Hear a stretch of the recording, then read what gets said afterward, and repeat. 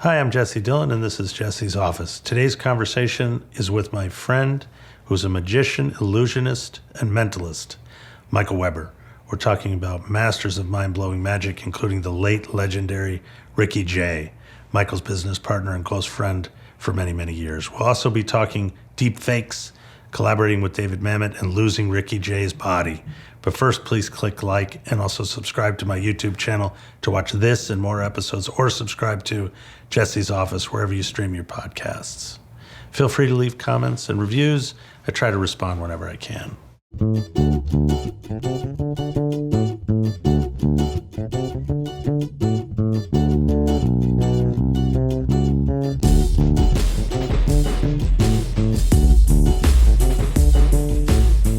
So Michael comes to us for a long time. We've worked with Michael WEBER, an esteemed mentalist, magician, intellectual giant. And our connection was the relationship with Ricky. That was the entry point. And I think that, Jesse was reluctant that we'd speak about Ricky, but I think we have to talk about He's Ricky. always in the room, man. Well, of course. I think the thing is this, so we've worked together a long time. So, Michael, magic, what is the essence of magic? That's like saying what's food about, right? It really is what's food about because... But, we understand a lot of the other art forms because we think we do. We all think we could be Bruce Springsteen on a given day. We could write Born to Run. It's not true, but you think you could, right? Right. We think we could be Quentin Tarantino if we just had a few more minutes to write the script, right? But not very many people think or really understand the intricacies of magic. So how did you even get interested in magic as a young man? As a kid, the real answer is super cool parents who said, try everything. It's okay. And a little magic shop, a novelty shop that opened up in the neighborhood, so access.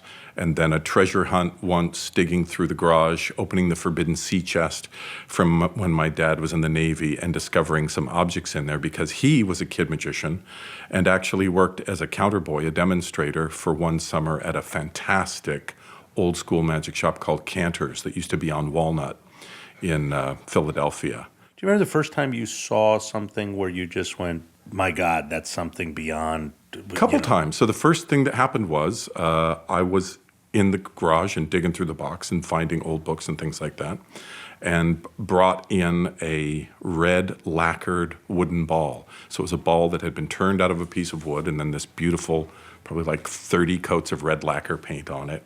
And I brought it in the house and I said, what's this? And, my dad said, well, the first thing I know for sure, he says, I'll answer your question, but the first thing I know is you've been in the garage digging through my stuff. So that's mystery number one solved.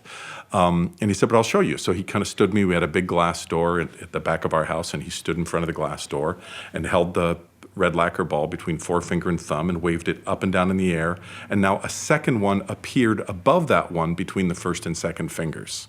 He showed both sides. You could see they were solid, and then he did it again, and it went back to one. He said, that's what that is. So that's like, what? Dad's a wizard, what? So we just kind of talked about it and went back out and talked about the things and then went to the magic shop and met some of those folks. And the great entry point there was I didn't know old people weren't cool. So I kind of believed that old people that knew how to do things you didn't know how to do were cool. So that kind of access point of, listening to and asking questions of and having access to these guys that would sit around the magic shop all day that were in their 60s or 70s or even older, but had done it, had worked vaudeville, had toured the world, just having access to How old are you when you first did this? That really early stuff is like 5, 6, 7, 8. Like I think the magic shop experience stuff was 8, and I was already kind of into it by then. Now, you work with a lot of different magicians, or have. Sure. So, yeah. So David Blaine, Yep. or Penn Teller, or Ricky Jay. Yep. I imagine they all have very different cadences. Sure, they're all very different people, and they often have very different goals, and for sure they have really different tastes. So if you're helping them out accomplish something, it's very much like being an architect or a tailor, where you kind of have to understand that balance between what they think they want and maybe some things that they don't know that they want, and always keeping in mind what they really need and what the goal is. Okay, let's back up. What's the difference between, okay, there's a magician, there's the term illusionist, a mentalist, right? These are nuanced things, and I think they're new. I think that they can matter on paper. I've always thought that what one strives for is to have what you do, what one does, to be so unique that the only way to describe it is to say the person's name, right? To me, that's the thing. so give an example. So Ricky did what? You mean you ascribed somebody? Right. So the example is I got to work with Ricky on his first off-Broadway show, 52 Assistants, and folks who hadn't seen it but had heard people going crazy about it said, "What is it?" And my answer was, imagine an evening with Mark Twain, except it's really Mark Twain. Imagine someone who is so rich a character, so entertaining and engaging a character, that no matter what story they're telling you or no matter what thing they want to share with you, it's a deep theatrical, engaging, emotional, surprising experience. And Ricky, that just happened to be storytelling in sleight of hand. Now Ricky at that point already had an immense amount of experience. Oh yeah. But that particular show is a collaboration between him and David Mamet and you and I'm sure a few other people. Yeah. But where do you begin? Does Ricky come in and have what does he have day one of rehearsal? And It's a great story. So Ricky already had another complete other idea for another show first. He had a playbill made for it. So if you ever saw that great playbill for the Mercury Wonder Show or whatever that was, Orson Welles had a broadside made, and it's inside a book of his. I forget what it is. So Ricky had a very similar looking broadside made for a show that he came up with in his head and had pretty much written out, called The Man Who Does Everything. So Ricky had this lifelong fascination for variety entertainment and unusual entertainments.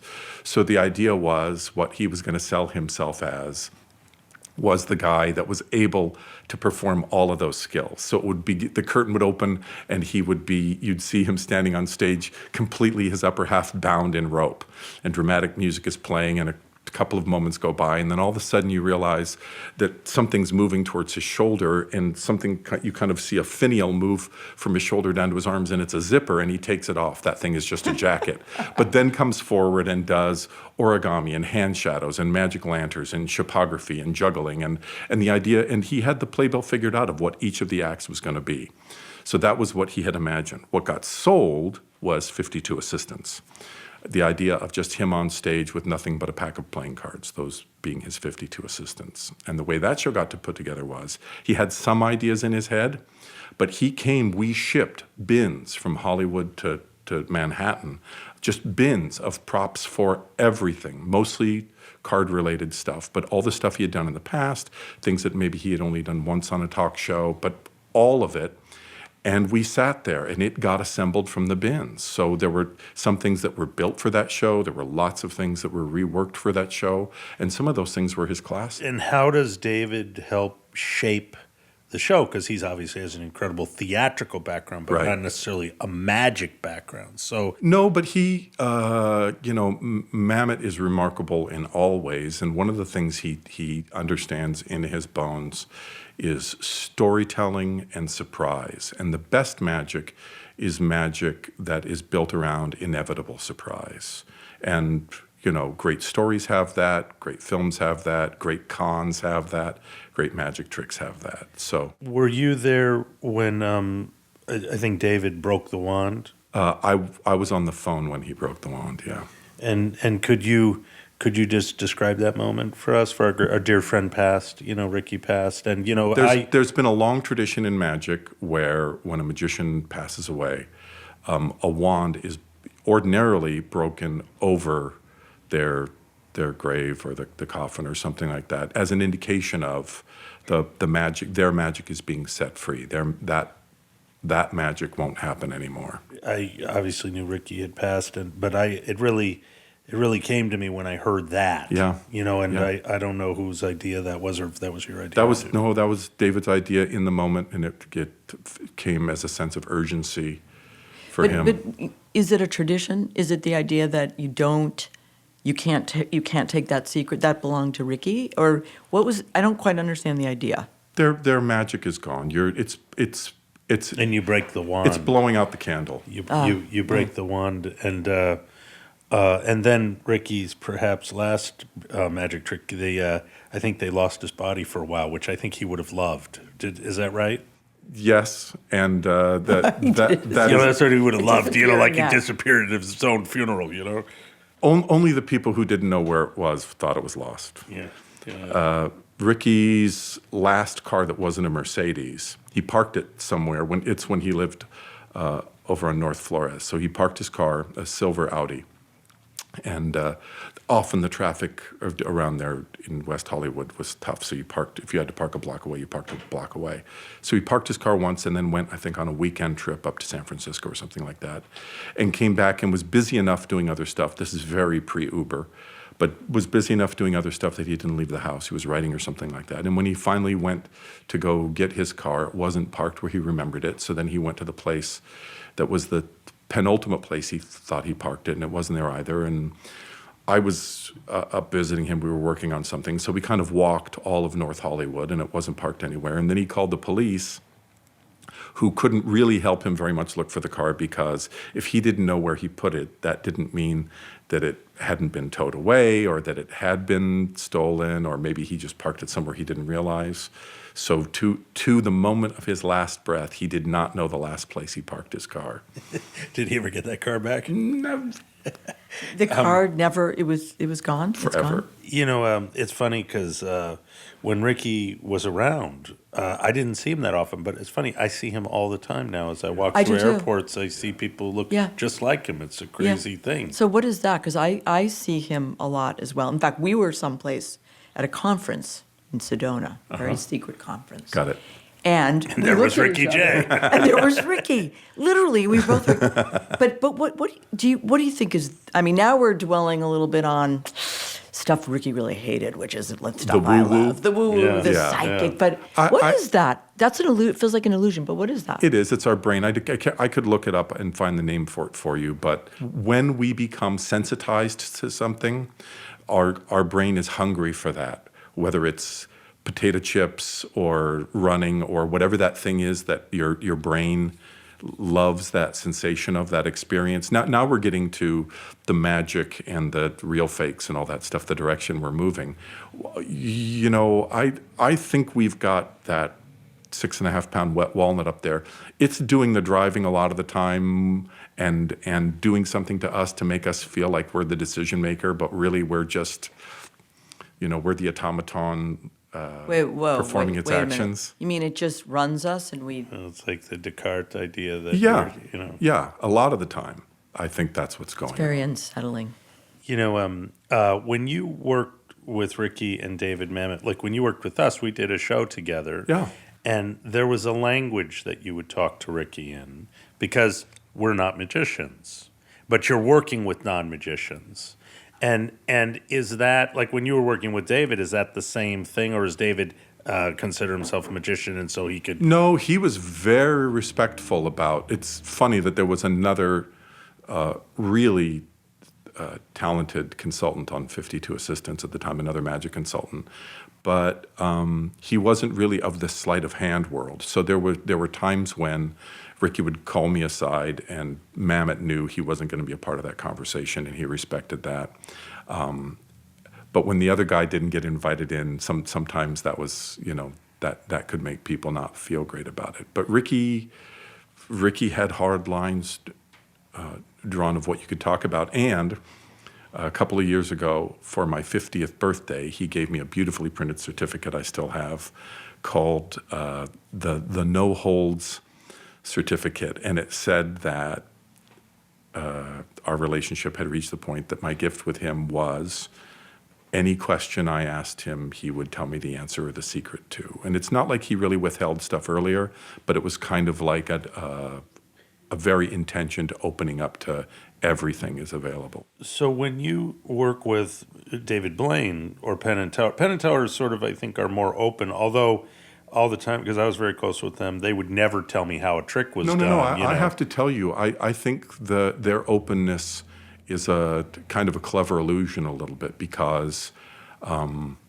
they have had some special things built by builders that are friends of mine, and they had them sign very kind of strict, smart, legally enforceable non-disclosure agreements that they couldn't talk about this stuff with other magicians or with third parties or anything. So so now their show's been going a long time, and they put things in it and they take things out. They may come up with a new idea, but they're improvising on a theme. I really, really respect them for being as successful as they are and in as mature a part of their career as they are, and still being brave and trying new things, still caring about trying new things. Now, David, on the other hand, is starting a whole new show, Yes. right? So how does a show begin? How does a magic show begin? We know how movies begin because we make movies, and I know how records are made because I have done that. You've been around that my whole life. But how does a magic show begin? I can only tell you how the good ones begin. 'Cause Yeah. The not so good ones are a guy sees other people do stuff and thinks he likes it, and then by hook or by crook gains access to those things and just starts doing them. So they're putting themselves in the place of the other performer, and that happens way too often. But it's just imitation. But a structured show. It starts lots of different ways. Sometimes it starts with an idea. Sometimes it starts with a theme. Do you work on paper for a long time, just talking about ideas, and then I do, but there's lots of conversation. And then does it require a lot of rehearsal to understand? Like if you're going to do a show and there's illusions and there's different things in it, does all of that take a lot of thinking through? And It should. Yeah. I mean, I spent all. Go ahead with. Well, Deep. what were you going to say?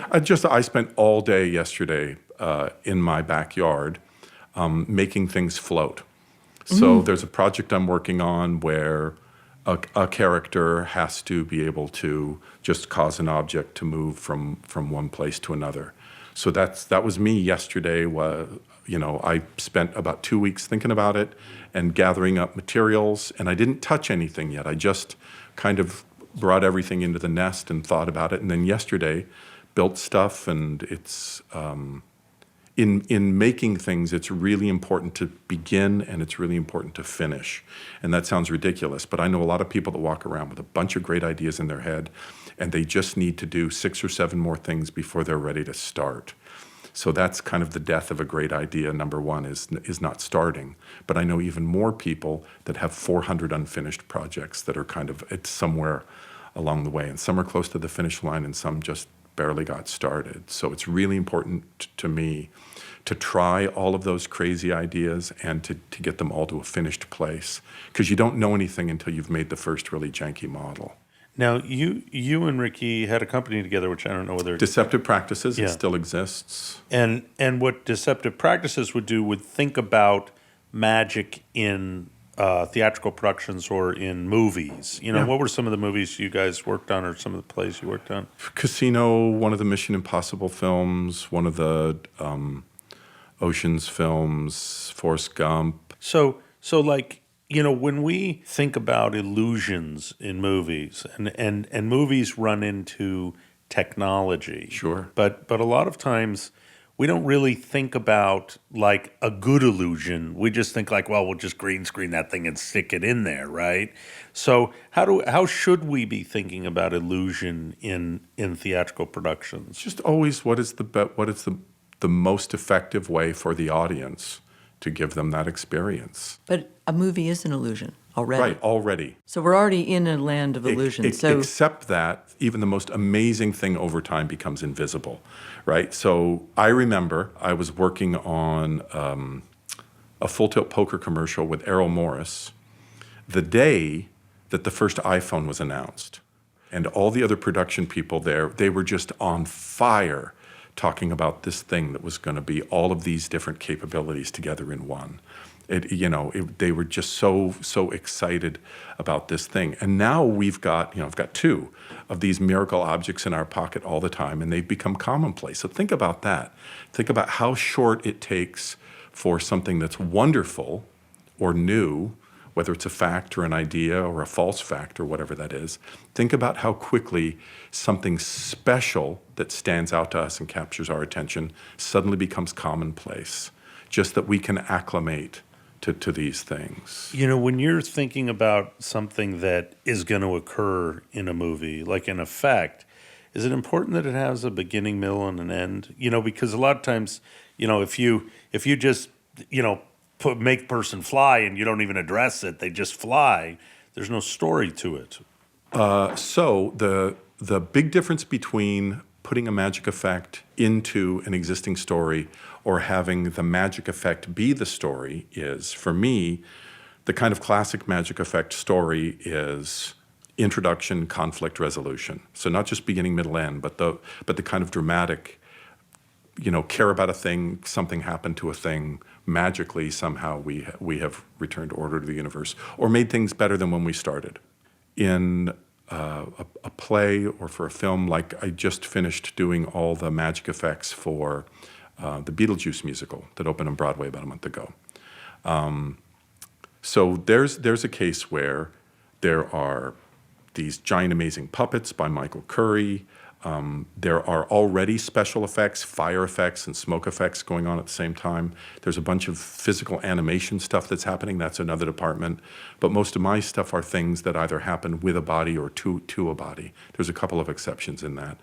But the purpose for bringing a magician or an illusion designer into that storytelling process is because one of the worlds they're in, the netherworld, is a magical place where non-traditional things are possible.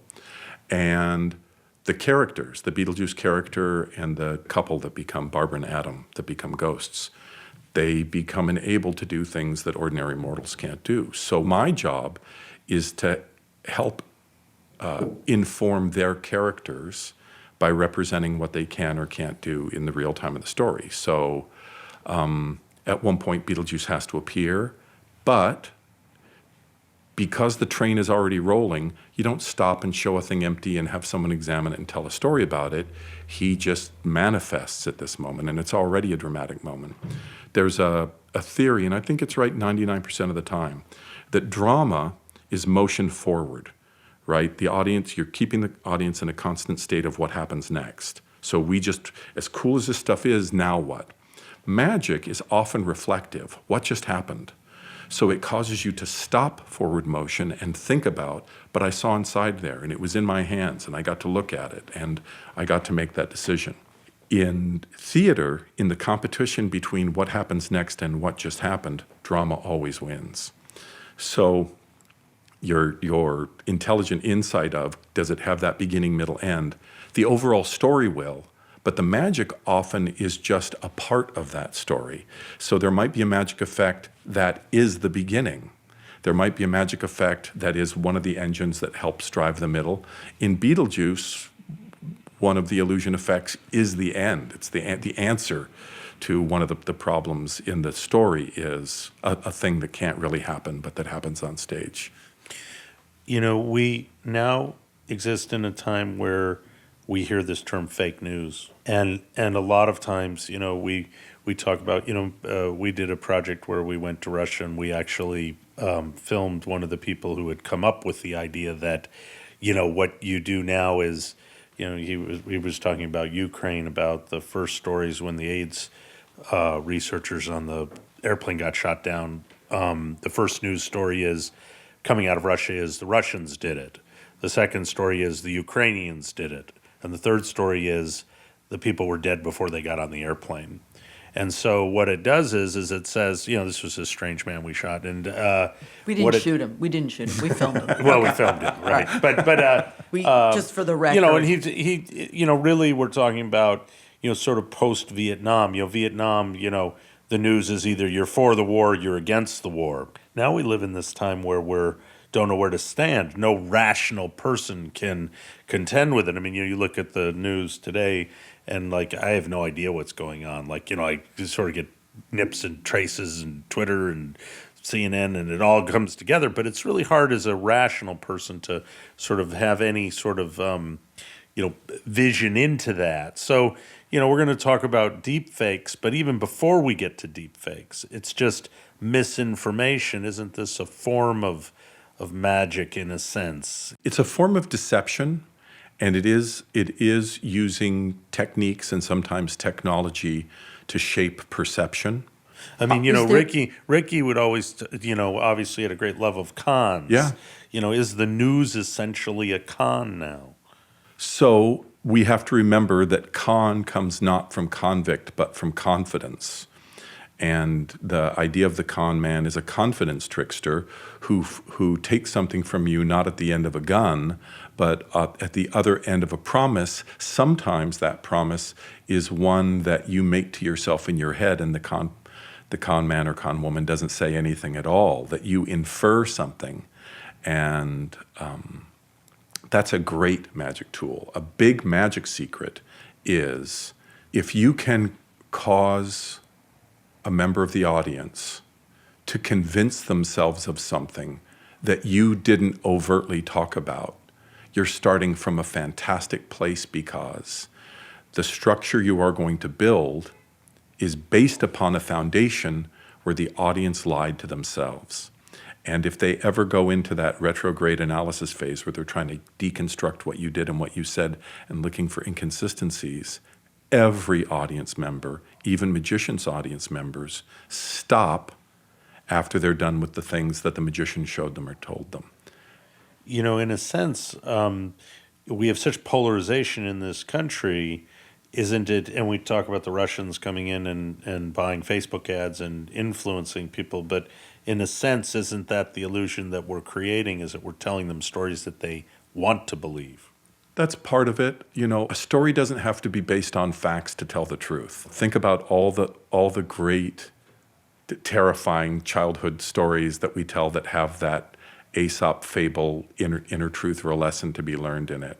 I am not at all in defense of where we are right now in the state of things. But if we go back to the days of yellow journalism and the muckraking and who owned which paper and what got written up in which paper, there was a fantastic, we're going to jump back. So I'm a self-diagnosed manic depressive, but I usually circle back. So you asked a question about 4 or 5 days ago about the nuanced differences between a magician and an illusionist and a mentalist. Magician's kind of the generic term. Illusionist tends to be someone that works more with kind of the bigger props, that kind of stage stuff. A mentalist is someone who traditionally performs an act that is the theatrical recreation of the experience of mind reading. So, folks ask what I do. I don't say mentalist because they think about the show and they say, oh, you're a detective and you solve crimes.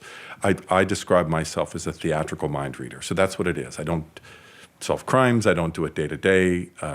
When I'm on stage, it's a show for the entertainment of the audience in the room, and I'm creating a very realistic theatrical, an interactive, real-time theatrical experience of what it would be like to be in the room with someone who could read your mind.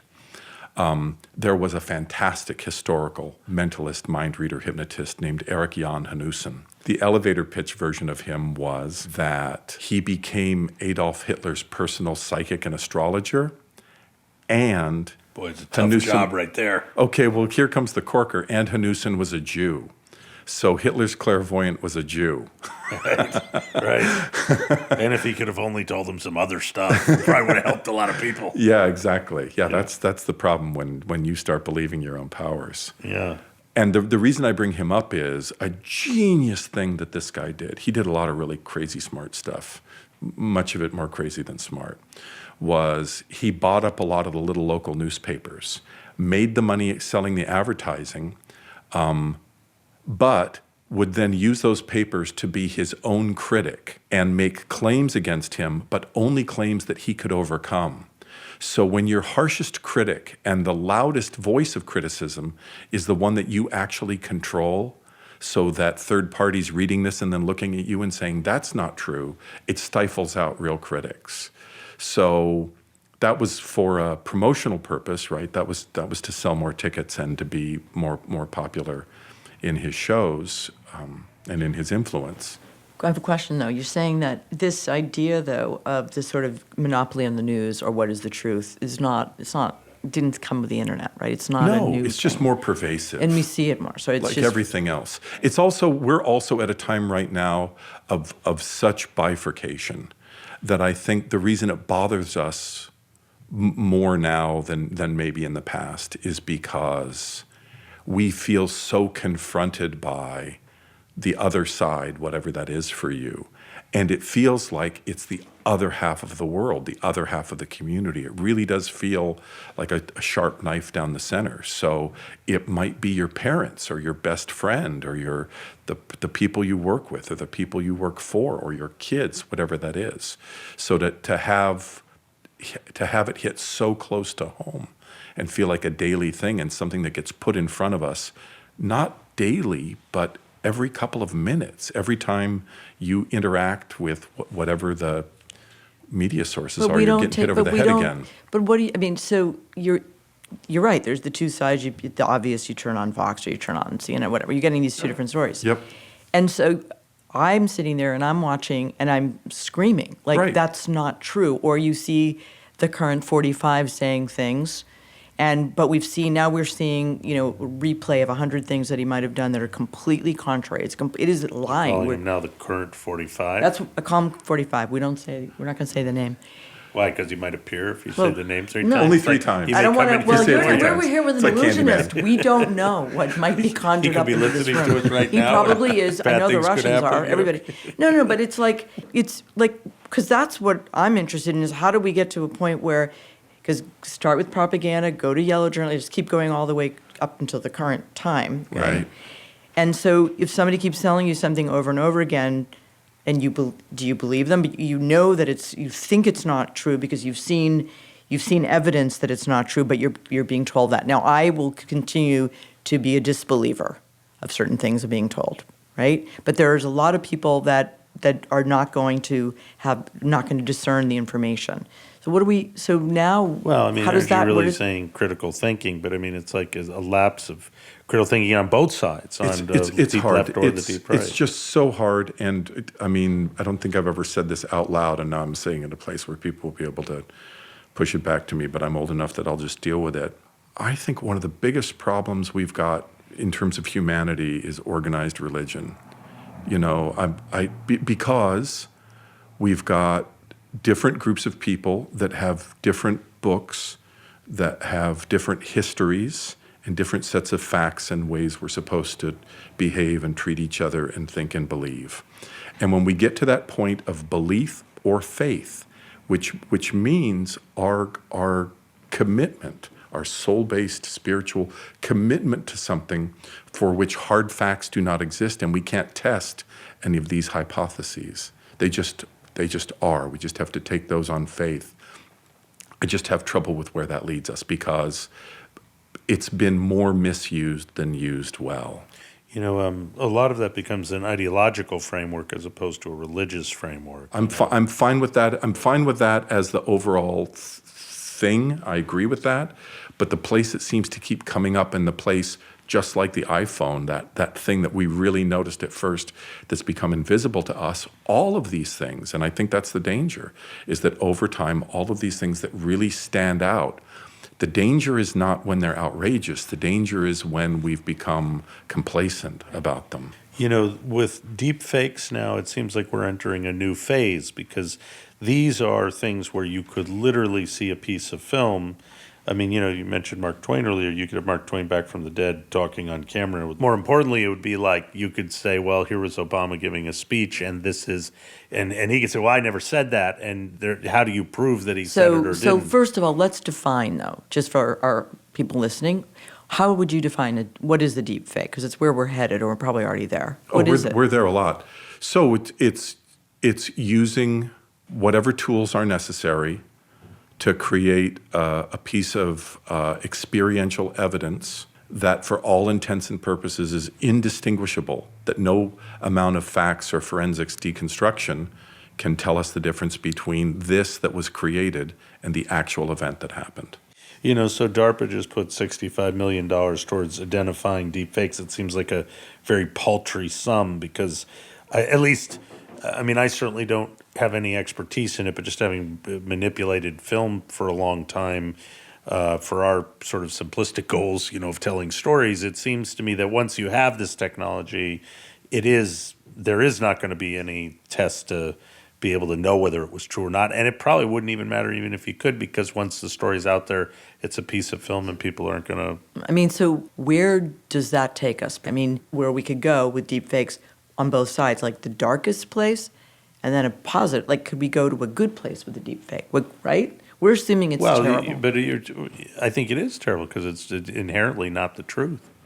It's inherently not the truth, I agree. But even the truth, if we knew what the truth was. We've learned many times that two people can be in the same room and see the same event and have, because of their past experience and their lenses and their beliefs, they see something different. They walk out of there. So to me, deepfakes they're trying too hard. You mean as a name or as a no? as a thing? Just in terms of making a thing. It's so much. It's a lot of work. If I wanted mind control, there's just so much easier ways to get there. They're really. Yeah. We'll never underestimate the lack of understanding, or if somebody could go the furthest way to get to the simplest solution. It does seem like a lot of work. A deepfake. It's a lot of work, and it Although also the technology exists now, so really the question is okay. just But hang on. voice. So let's bring it back to magic and go one more place. Harry Houdini was on a ship called the Imperator, and it sailed between New York and London, and I think he was on it more than once.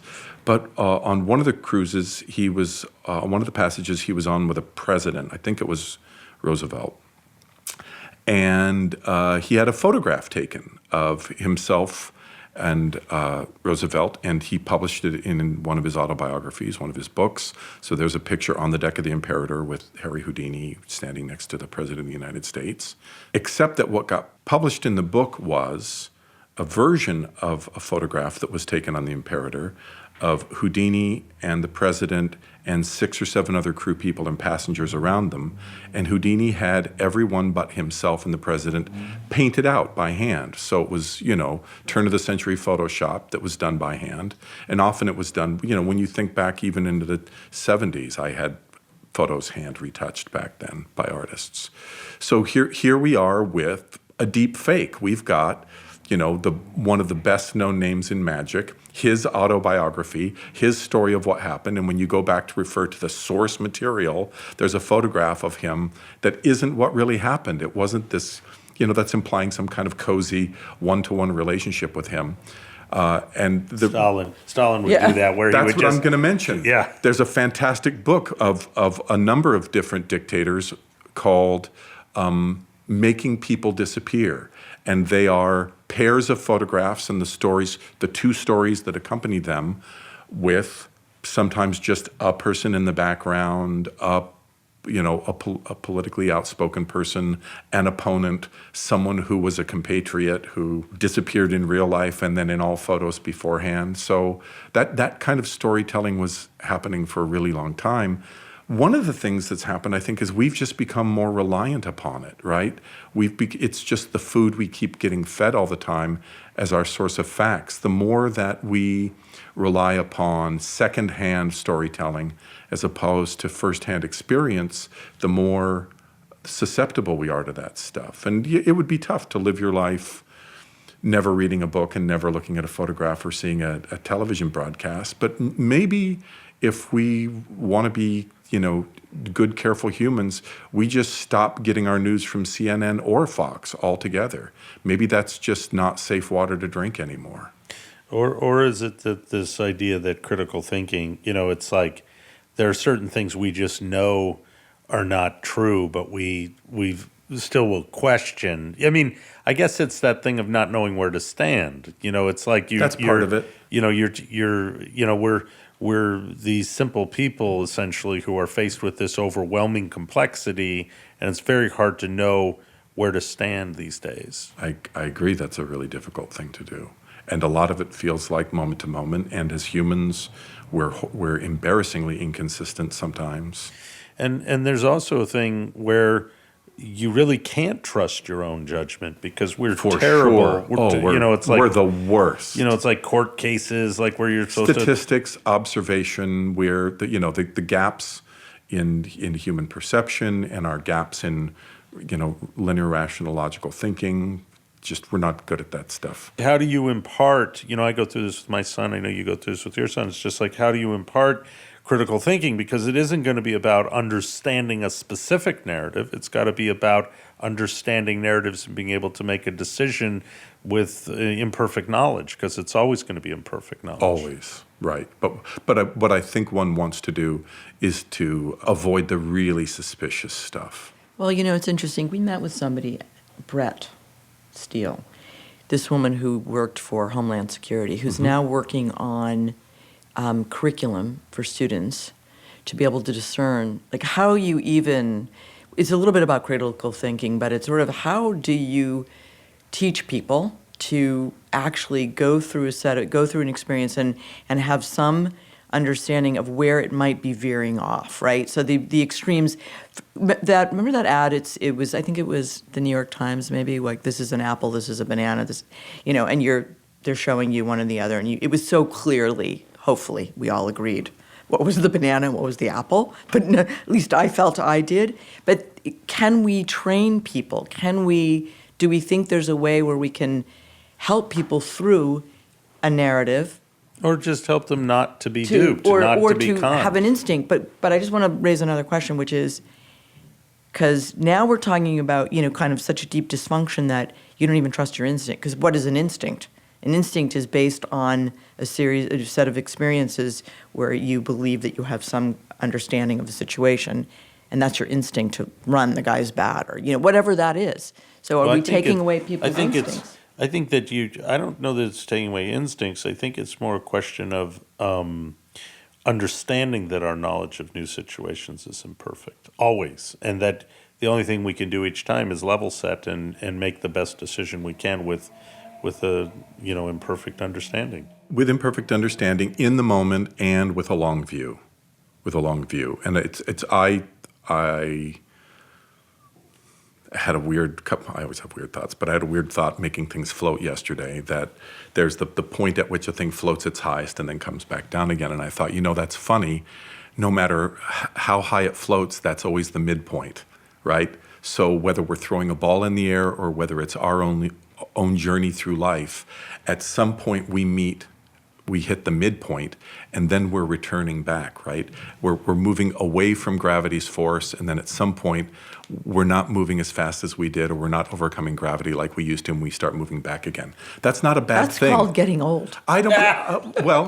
But I don't necessarily think that's regression or that's necessarily a loss. It's just our velocity can be the same, but our direction has changed a little bit, and we have the experience of what got us to that point, and being aware that, this is about halfway or a little past it, so now I might be moving just as fast as I did before, but now it's a slightly different direction. Are we going to get any insight into you sitting in your backyard and, like, things are going up and down? I can show you a video tape of it. Yeah, I'll show you that.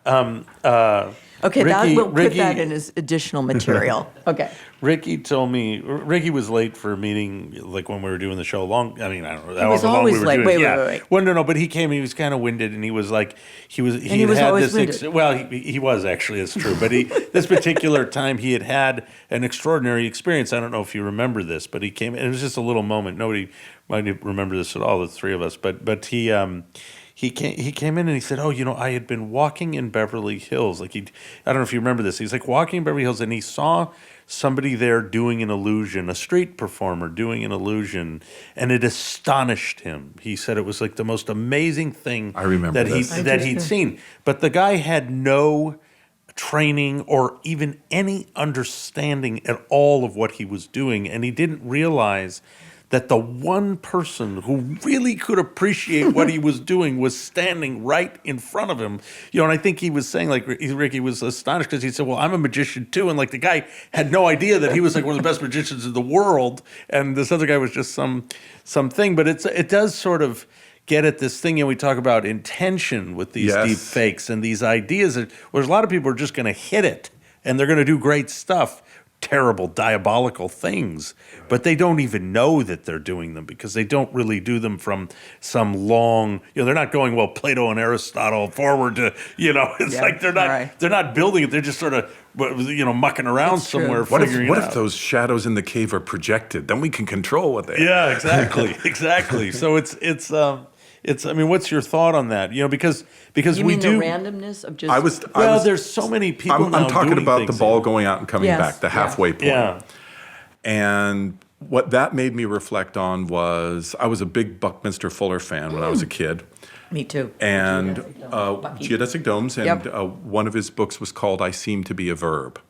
And when I thought about that, I realized, that was kind of an aha for me, that I am just a better person and happier when I'm in a verb state instead of a noun state. So I try and do that intentionally. My business card doesn't have a title or say who I am. It says what I do. It's got a little laundry list of what I do. So the more, and anytime within the last 3 weeks, I've been on the phone and talked to 2 people out of suicide. And that's happening more. And Wait, I've lost 2 friends. Yeah. People Right. thinking, It's- people just kind of thinking Giving up. you're right, that's a better choice than all the other choices available to them. I think it's a sense of hopelessness. But is that because where we are? See, is that just accumulation of this? It's a million things, Yeah. but I think it's- what helped both those people Yeah. was getting them out of their noun mindset and into the verb mindset. So what would be... Because give us so instead of identifying who you are, right? A noun is a person, place, or a thing. It's a label, and the more time you're labeling yourself, there's that labels always have borders, right? And you can't get beyond those. And the only way you can get around that is if you change that label. Well, how are you going to do that? You're going to divorce all your past experience and everything you've known before and all your mistakes. Whereas if you think in this sounds super simplistic and ridiculous, but sometimes good examples are. When you think in a verb state, you're thinking of actions. I'm someone who makes things. I'm someone who helps. I'm someone who does things. So whatever verbs you're capable of realizing, go do that. Go do those things. And it gets you out of that kind of self-reflective loop that can just get darker and darker and darker. And now you're making things and you're out in the world, and that's just the best medicine. Are you an optimist?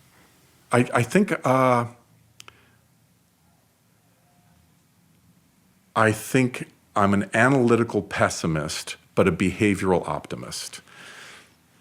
Nice. Okay, well. Because I can find the shitty in anything. I can find the darkest in anything, but Yeah. I act like it's all cool and going to be all right. Yeah. Good. Well, great. All right. Michael, Thanks, thank you so Michael. much for coming down and talking to us. I'm glad we Appreciate fixed it all. Yeah. We've We got it on done track. everything.